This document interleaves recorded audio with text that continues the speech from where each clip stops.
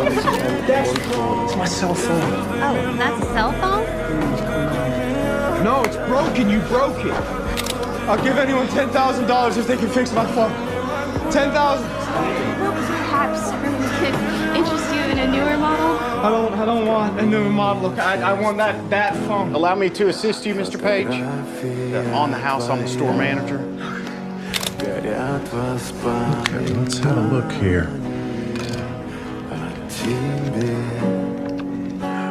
So I take it these messages you need to get to, they must be very important.